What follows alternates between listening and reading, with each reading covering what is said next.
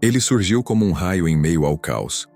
Um general jovem, ousado, capaz de transformar derrotas em vitórias e multidões descontroladas em soldados fiéis. Napoleão Bonaparte não foi apenas um comandante. Foi um fenômeno que reescreveu as regras da guerra e desafiou as coroas da Europa. Onde seus canhões ressoavam, reinos tremiam. Onde suas bandeiras se erguiam, impérios desmoronavam. Mas cada conquista trazia também a semente de sua queda. Esta é a jornada de um homem que ousou desafiar o mundo e que no fim descobriu que nenhum império é eterno.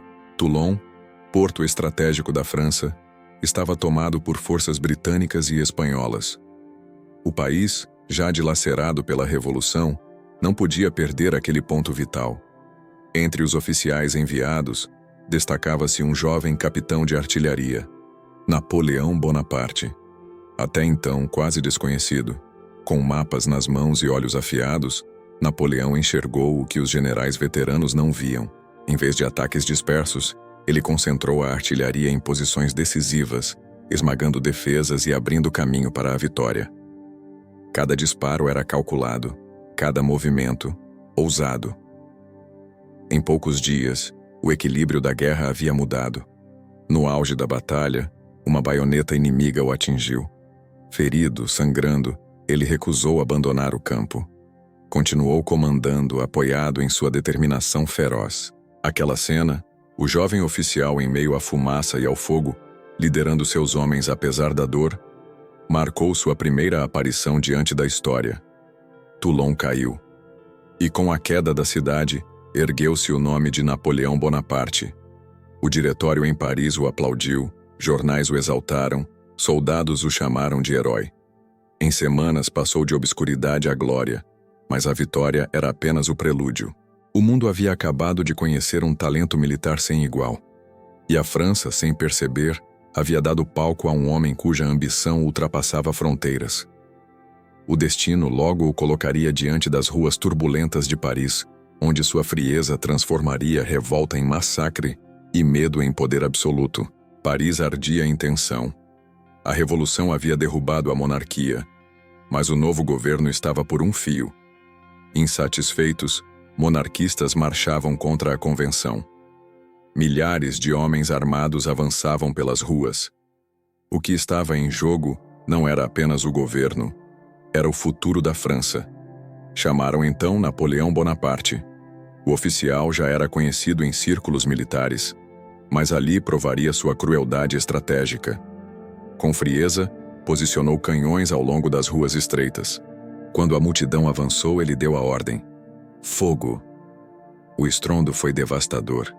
Metralha de chumbo varreu a massa humana, corpos caíram em ondas. O massacre foi implacável. Paris, antes tomada pelo clamor, mergulhou em silêncio. O episódio ficaria conhecido como o banho de uva, pela forma como os insurgentes foram esmagados. Para alguns, Napoleão era agora o salvador da República. Para outros, um tirano em ascensão. Mas para o diretório, frágil e temeroso, ele era indispensável. O general que esmagava rebeliões podia também conquistar territórios. E assim, a carreira política de Napoleão começou a se entrelaçar à sua carreira militar. O poder em Paris descobria nele uma arma.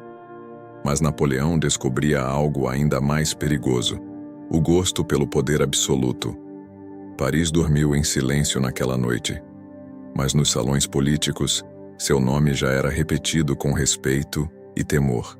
A Itália logo se tornaria o palco onde Napoleão provaria que não era apenas um oficial eficiente, mas um gênio capaz de humilhar impérios inteiros. O diretório entregou a Napoleão um exército miserável para enfrentar a poderosa Áustria no norte da Itália. Os soldados estavam esfarrapados, famintos e desmoralizados. Muitos duvidavam que aquele jovem de 26 anos pudesse inspirá-los. Mas Napoleão não precisava de títulos. Precisava apenas de palavras. Soldados, estáis nus e mal pagos. O governo nada vos deve, mas eu vos conduzirei a terras férteis, onde encontrareis honra e riqueza. A promessa incendiou os corações, e logo, Napoleão provou que não era feito de discursos vazios. Suas campanhas na Itália foram um espetáculo de ousadia. Movimentos rápidos, ataques surpresa, estratégias imprevisíveis. Onde generais demoravam meses, ele resolvia em dias. Em Montenotte, Arcole e Rivoli, derrotou forças austríacas muito superiores. O inimigo não compreendia como aquele jovem conseguia se mover tão rápido, dividir exércitos e destruí-los em pedaços antes que pudessem reagir. A Itália não apenas caiu diante dele, foi transformada em palco de sua lenda. Soldados o seguiam cegamente, acreditando que a sorte e a glória caminhavam ao seu lado. Paris o celebrava como herói, mas Napoleão não se contentava em ser o primeiro general da França. Seu olhar já buscava horizontes maiores. Se havia vencido nos campos da Europa, por que não desafiar o mundo além do continente? Sua próxima aventura o levaria às areias do Egito, onde buscaria não apenas vitórias, mas imortalidade. Napoleão partiu para o Egito. Não era apenas uma expedição militar, era também científica e política. Ele queria cortar as rotas britânicas para a Índia e, ao mesmo tempo, envolver-se com o mistério das civilizações antigas. A travessia foi grandiosa. Centenas de navios carregavam soldados, cavalos, armas e também sábios, que estudariam a história e a cultura do Egito. Ao desembarcar, Napoleão declarou: "Soldados, do alto destas pirâmides, 40 séculos vos contemplam. No campo de batalha, enfrentou os mamelucos. Guerreiros temidos montados em cavalos velozes atacaram em massa, mas Napoleão transformou a batalha em geometria mortal. Formou quadrados de infantaria, muralhas humanas que resistiram a cada investida. Os canhões franceses dizimaram a cavalaria inimiga. A vitória em Pirâmides foi avassaladora, mas nem tudo eram glórias. No mar, sua frota foi destruída pelos britânicos em Abukir, cortando sua ligação com a França. O sonho oriental começava a ruir. Apesar disso, Napoleão voltou a Paris não como derrotado, mas como visionário. Trazia histórias, descobertas científicas e um carisma ainda maior. O povo não via as derrotas, via o herói que ousara desafiar os britânicos e encarar as areias do deserto. E quando retornou, encontrou um governo frágil, corrompido e odiado. O diretório estava à beira do colapso. Napoleão sabia. Era sua hora de dar o golpe final. Paris em breve conheceria não mais o general, mas o governante. O diretório se desintegrava. A França clamava por ordem. Napoleão, aclamado como herói, retornou em meio ao descontentamento popular. No dia 9 de novembro, o 18 Brumário executou seu golpe de mestre. Com tropas fiéis, dissolveu o governo e instaurou o consulado, assumindo como primeiro cônsul. Era o início de uma nova era.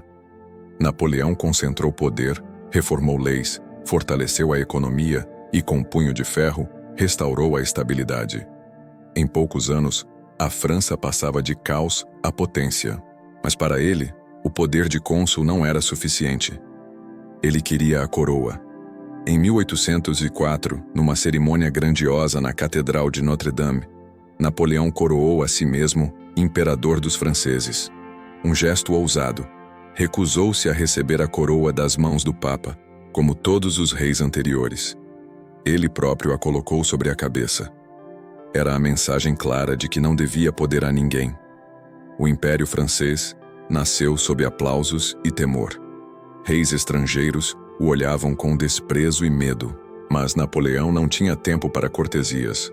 Sua coroa seria defendida não com tradições, mas com exércitos, e logo esses exércitos iriam enfrentar a maior coalizão que a Europa já havia reunido. Em Austerlitz, Napoleão mostraria ao mundo o auge de sua genialidade, em uma vitória que entraria para a história como o Sol de Austerlitz. Foi de dezembro de 1805. 3 imperadores enfrentavam-se: Napoleão, Alexandre da Rússia e Francisco da Áustria. O cenário: Austerlitz.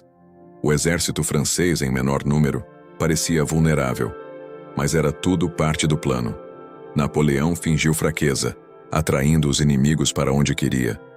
Quando russos e austríacos avançaram confiantemente sobre seu flanco, ele lançou o golpe devastador. Rompeu o centro inimigo com força esmagadora. A batalha virou massacre. O lago congelado em que inimigos recuavam quebrou sob o fogo da artilharia, afogando centenas. O sol rompeu a neblina naquela manhã, iluminando a vitória. Para sempre seria lembrado como o Sol de Austerlitz. Napoleão parecia invencível.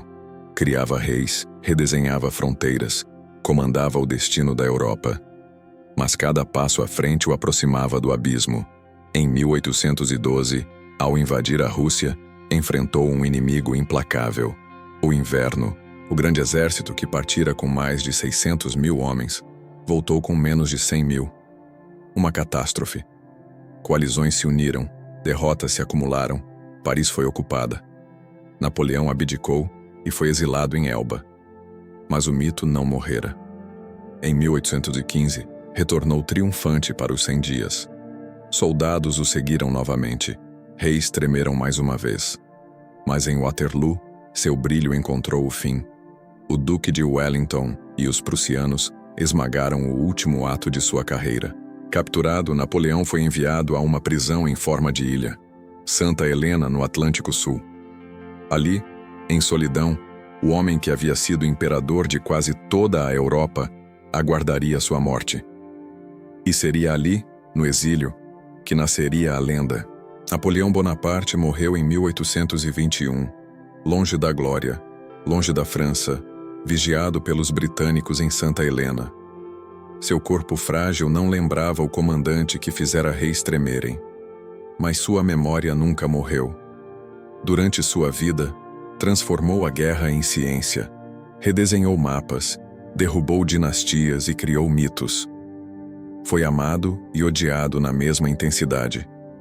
Para alguns, um libertador que espalhou os ideais da revolução. Para outros, um tirano que sacrificou milhões em nome da própria ambição.